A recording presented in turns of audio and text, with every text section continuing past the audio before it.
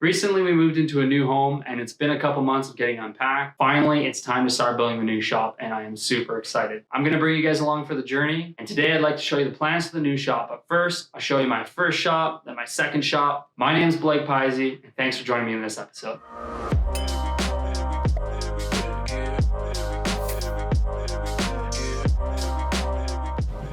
So shop number one, this takes us back to 2013. My wife and I were both in school. I was in my second year of engineering and we actually just bought our first house. It was in East Edmonton, and for those of you who don't know, that's in Alberta, Canada. It was an old 1960s home, needed a lot of work. We actually gutted the entire basement, even ripped up the concrete. We built a basement suite where we lived. We rented the main floor above to make it more affordable for us. And the house had this single detached garage in the backyard. It was old, the roof was starting to cave in, and it needed a lot of work, but this is where everything started. One weekend, I wanted to actually build a smoker. So I had a 55-gallon drum and some leftover butcher block from the kitchen renovation. So I had no tools at the time, really. I went out to my father's house to use what he had. I grabbed a jigsaw during the process and cut like an arc into the butcher block. I fitted it with a bracket to the side of the drum. I thought this was a lot of fun, and this is where everything kind of started. So my wife was kind enough, she let me cash in pretty much all of our Visa reward points into Home Depot gift cards. I used those to grab a rigid R4512 table saw. You kind of see from some of these photos where my OCD is kicking in and starting to love making little gadgets and jigs for tools. Put up a couple photos now of the split top Roubeau workbench that I made. This took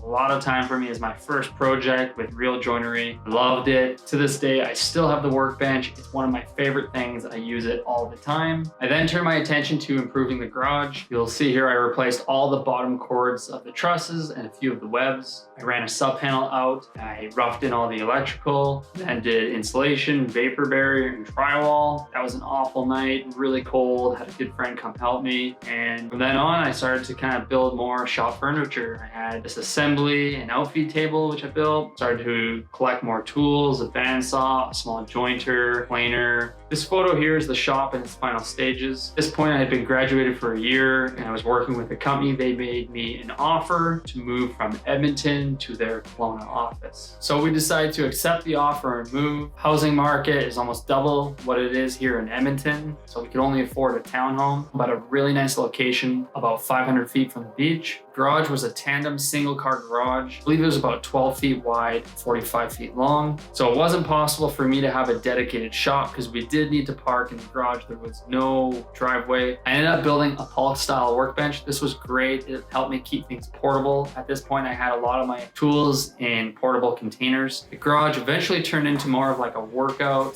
/ playroom and even a hotel room for visitors. You can see here I built a Murphy bed. Despite the space being difficult to work out of and the noise restrictions, I did create a handful of projects that I really enjoyed. I created both of my kids' beds. I'll put links in the description to those videos. After working in Kelowna for 3 years, it got to a point where I had a great job opportunity back here in Edmonton. We had 3 kids and we decided to make the big move back home. That brings us to the third shop now. We bought a new home in Beaumont, Alberta. It has an unfinished walkout basement. I'll show you a quick render of the space here. Should give you an idea of what I'm trying to do. I've played around with a few different layout options. It's a bit of a struggle. I'm trying to keep everything so that it's mobile, has enough in-feed and out-feed. I've tried playing with where I put the doors, but there are some constraints. So now that you get the idea, let's get out of this office and go take a peek downstairs so you can see what we're working at.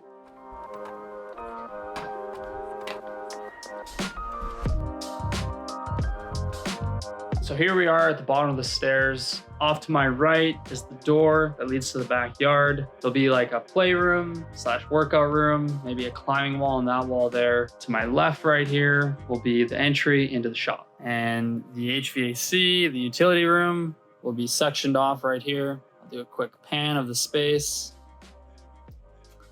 This is where the extension of the L-shaped room goes. There are 2 main items I really want to focus on in this shop, especially with 3 little kids. They're gonna be sleeping at night and this is when I'm gonna be woodworking. So number 1 is soundproofing. Number 2 is dust control or dust collection. I don't want anything tied to the home's HVAC. So I've got alternate plans for heating and ventilating this space. And as far as soundproofing goes, I'll probably do an entire another video on that. I'll give you some rough dimensions of the shop so you have a bit of an idea what I'm working with here. So the main rectangle area is quite small. small, 14 feet by 15, maybe 16 to this little jet out here, 9 feet this direction. And this way over here, 21, about 22 feet actually. The electrical is really easy. Just pulling off my main panel here. I have one conduit into the space with multiple feeds. Everything will be surface mount. A few other things I'll show you, just some of the constraints. I do have ducting, so I'm gonna have to bulkhead this in. Not too excited about that, especially as that might be over the table saw and I don't wanna limit the height. I do have over here roughing for a bathroom down here, so I'm probably gonna be using that for a sink and dropping these lines. So I've got like a nice shop sink right here. A lot of the sheet metal needs to come out. I'm so close to getting going, getting that flooring in, starting framing. I cannot wait. Before I do then, I've got 2 quick projects, one here, one over here that I need to finish up for some people, and then it's go time. Well, I hope this video gave you a bit of an idea of where I'm going. I'm very excited. It's gonna take me some time. I'm not gonna rush it. I really wanna do it right. That's it, episode number 1. That's all I've got for you. My first episode. I hope it was okay. Please consider subscribing, and I'll see you in the next video.